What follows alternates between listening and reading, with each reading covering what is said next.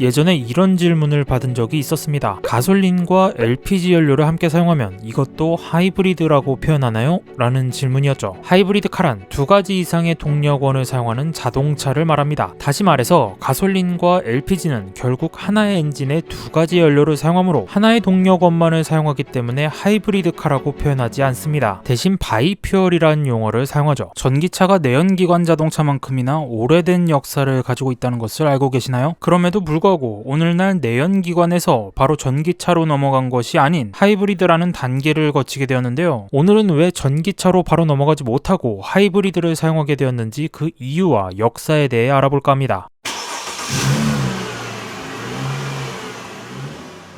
앞서 가솔린과 디젤 엔진의 역사에 관해 공부하면서 의문이 하나 있었습니다. 바로 전기차의 역사는 내연기관의 역사만큼이나 오래되었음에도 불구하고 중간에 역사가 끊겼었다는 것이죠. 기본적으로 전기에너지를 운동에너지로 변환시킬 수 있다는 것은 1821년 런던의 왕립연구소에서 전자기학과 전기화학 분야에 크게 기여한 물리학자이자 화학자인 마이클 패러데이에 의해 입증이 되었었습니다. 그 후로 1828년엔 헝가리의 물리학자인 아니오스 예들리크에 의해 전기모터를 사용한 소형 모형 자동차가 탄생했으며 1837년엔 스코틀랜드의 발명가 로버트 앤더슨에 의해 전기기관차가 등장했습니다. 문제는 모두 재충전이 불가능한 1차 전지로 구동되었다는 점이었죠. 재충전이 가능한 최초의 2차 전지는 1859년 프랑스의 가스통 플랑트에 의해 발명되었고, 사람을 태운 최초의 전기자동차는 1881년 프랑스 발명가 구스타프 트루베에 의해서였습니다. 칼벤치가 1886년에 특허를 낸 최초의 휘발유 자동차보다도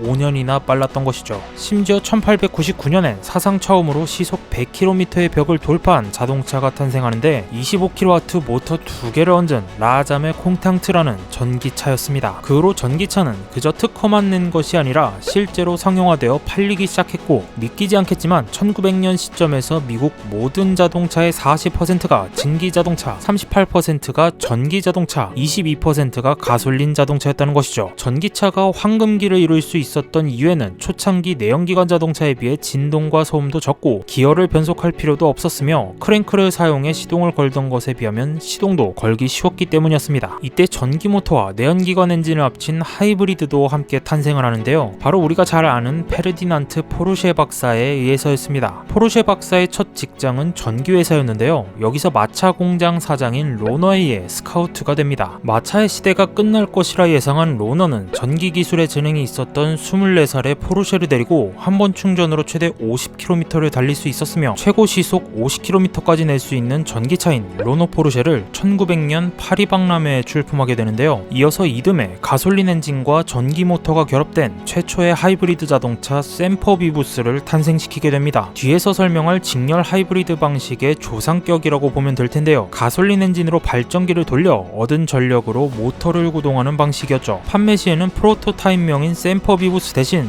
로너 포르쉐 믹스테라는 이름으로 판매하였는데요. 결과부터 말하자면 대실패를 하게 됩니다. 배터리의 무게를 해결하지 못한 것도 컸지만 일단 가격이 너무 비쌌기 때문이죠. 결국 포르쉐는 전기차에서 손을 떼게 되고 믹스테의 특허권은 에밀 옐리네크라는 레이서 겸 사업가에게 넘어가게 되는데요. 여담으로 옐리네크는 자기 딸의 이름을 자동차 브랜드로 사용할 정도로 자동차에 진심인 남자였습니다. 그의 딸 이름이 메르세데스였거든요. 포르쉐가 해결하지 못했던 배터리 문제, 바로 하이브리드 자동차가 만들어진 이유이자 전기차의 역사가 중간에 끊긴 이유 중 하나이기도 합니다. 1920년대 이후 세계 곳곳에서 원유가 대량으로 발견되면서 휘발유의 가격이 내려가기 시작했고, 이를 계기로 내연기관 자동차들은 눈부신 발전을 하게 됩니다. 포드가 모델 T를 대량으로 생산하기 시작했고, 찰스 캐터링이 시동 크랭크를 대신하는 전기 시동 장치를 개발하는 등 단점들이 해결되기 시작했는데요. 더불어 도로망이 발전하면서 더 먼 거리를 이동할 수 있는 자동차가 필요해지기 시작했고, 기술력 문제로 배터리 문제를 해결하지 못한 전기차는 점차 설 자리를 잃게 됩니다. 하이브리드도 마찬가지였죠. 이후 세계가 큰 전쟁을 치르며 휘발유 수급이 어려워졌고, 그 대안으로 전기차를 만들긴 했지만 그저 어쩔 수 없이 사용한 대용품에 불과했습니다. 전기차에 대한 관심은 전쟁이 끝난 후 세계적으로 환경 문제에 관심을 가지면서였습니다. 오일 쇼크도 한몫했고요. 환경 문제를 해결하기 위해 가장 먼저 먼저 이산화탄소 배출량 규제를 걸기 시작하면서 각 나라의 자동차 회사들은 각기의 방식으로 방법을 모색하게 됩니다. 의외로 가장 먼저 전기차와 하이브리드 자동차를 배출했던 유럽에서는 클린 디젤을 해결책으로 삼았고, 일본에서는 하이브리드 자동차를, 미국에서는 뒤늦게 전기차로 판도를 뒤집기 위해 나섰죠. 그러나 이 중에서 가장 빛을 발했던 것은 하이브리드였습니다. 100년이 지났지만 전기차는 여전히 배터리 문제를 제대로 해결하지 못했고, 가격 또한 착하지 못했으며 충전 인프라 또한 부족한 상황이었고, 클린 디젤은 실패했죠. 100년 만에 의미 있는 하이브리드 모델을 출시했던 것은 도요타였습니다. 최초의 양산 풀 하이브리드인 프리우스였죠. 애초에 일본은 디젤 승용 시장이 거의 없다시피 했기 때문에 연비가 좋았던 프리우스는 인기를 끌 수밖에 없었는데요. 뒤에 나올 얘기이지만 도요타가 하이브리드 시장을 선점하면서 비슷한 방식으로 오해할 만한 기술까지 모조리 특허 등록을 하는 바람에 다른 회사에서는 기술 개발에 애를 먹었기도 합니다. 이를 기반으로 도요타는 캠리나 렉서스의 세단 모델에도 하이브리드를 넣어 출시하면서 시장을 확대해 나갔는데요. 국내에도 세계 최초 LPG 하이브리드 타이틀을 가졌던 녀석이 있었습니다. 바로 포르테와 아반떼의 하이브리드인데요. 감마 엔진에 모터를 달아 만든 마일드 하이브리드 자동차로서 프리우스와는 다른 방식을 가지고 있었습니다. 그 차이점을 지금부터 알아볼 텐데요. 간단하게 하이브리드는 마일드 하이브리드, 풀 하이브리드, 플러그인 하이브리드로 나눌 수 있습니다. 조금 더 깊게 들어가면 동작 방식에 따라 직렬, 병렬, 직병렬 방식으로 나눌 수 있는데요. 간단하게만 알아보겠습니다. 우선 포르쉐 박사가 사용했던 방식인 직렬 하이브리드는 엔진은 발전기 역할만 하며 발전기에서 얻은 전력으로 모터를 작동시켜 자동차를 움직이는 방식입니다. 엔진과 바퀴가 직접적으로 연결되지 않기 때문에 변속기가 필요하지 않으며 설계가 자유로운 편인데요. 온전히 전기 모터로 구동되며 부족한 부분을 채우기 위해 가솔린 엔진을 발전기 대용으로 넣어 주행거리를 늘렸다고 보시면 됩니다. 단점이 있다면 플러그인 하이브리드 방식이다 보니 전기 충전도 해줘야 하고 휘발유도 넣어줘야 하는 귀찮음이 존재합니다. 배터리 용량 문제가 해결된다면 사용할 이유가 없는 방식이기도 한데요. 대표적으로는 쉐보레의 볼트 1세대와 BMW의 i3 레인지 익스텐더가 있습니다. 다음으로 병렬 하이브리드는 엔진이 기본 구동을 맡으며 모터가 보조를 해주는 방식입니다. 가장 많이 사용하고 있는 하이브리드 방식이기도 한데요. 모터의 위치에 따라서 여러가지 방식으로 다시 나뉘기도 합니다. 주로 마일드 하이브리드에 쓰이는 FMED 방식은 힘이 많이 들어가는 구간은 모터가 개입을 하며 엑셀을 밟지 않거나 브레이킹 시에는 회생제동 모드로 들어가 배터리를 충전하게 됩니다. 단점이 있다면 모터의 힘만으로는 주행이 불가능하다는 것인데요. 대표적으로는 혼다의 인사이트가 있으며 국내 차량 중에는 제네시스 G902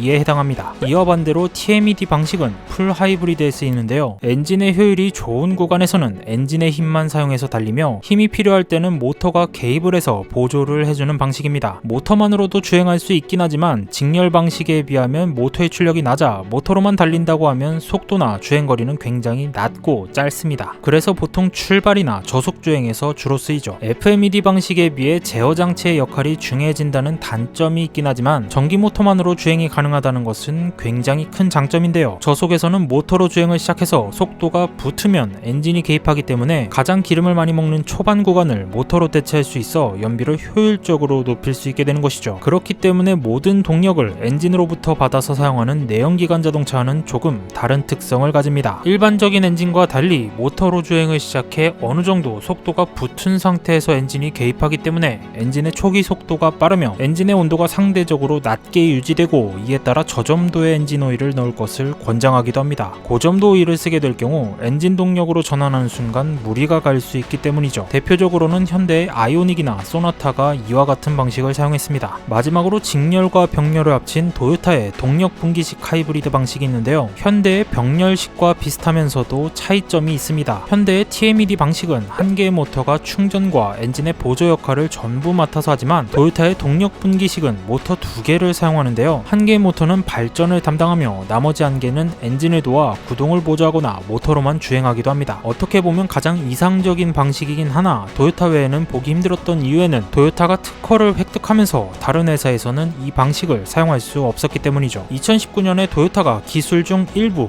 23,740건의 특허를 무상 공개하면서 기술을 자유롭게 사용할 기회가 되긴 하였으나, 이미 다른 회사들은 독자적으로 다른 방식으로 기술을 발전시키기도 했고 배터리의 효율이 높아져 전기차 시장도 활성화되는 상황이라 어떤 방식으로 적용되어 나올 수 있을지는 두고 봐야 할 것 같네요. 최근에는 전기차처럼 배터리를 직접 충전할 수 있는 플러그인 하이브리드 방식이 계속해서 성장 성장 중입니다. 기름만 있다면 따로 배터리를 충전하지 않고 엔진의 힘으로 충전이 가능하며, 반대로 기름을 아끼고 싶다면 따로 충전기를 꽂아 충전해주면 되는, 어찌 보면 순수 전기차의 충전 시간이 오래 걸리는 것을 보완했다고 보시면 되는데요. 국내에서는 앞서 서술했듯이 기름도 넣고 전기도 따로 충전해야 된다는 것이 걸리기도 했거니와 가격도 비싸고 보조금이 폐지되면서 대부분 차들이 세대를 거치며 내수용은 전멸해버렸고, 국내와 실정이 다르게 플러그인 하이브리드가 성장 중인 해외 시장을 위한 수출용만 존재하게 되었습니다. 그러나 플러그인 하이브리드가 다시 국내에도 등장할 수밖에 없는 것이 국가기후환경회의 중장기 국민정책 제안에 따르면 2035년 또는 2040년부터 무공해차와 플러그인 하이브리드 차만 국내 신차 판매를 허용할 것이라 말하면서, 기존의 내연기관 방식과 플러그인 방식을 제외한 하이브리드는 사라지게 될 것을 예고했기 때문이죠. 그때가 되면 배터리 문제가 완전히 해결되어 오히려 순수 전기차를 선호할 수도 있겠지만, 하이브리드가 엔진의 감성을 조금이라도 느낄 수 있게 해준다는 것만으로도 충분한 매력 어필이 되지 않을까 개인적인 생각이 듭니다. 재밌고 유용하셨다면 좋아요와 구독을 눌러주세요. 곧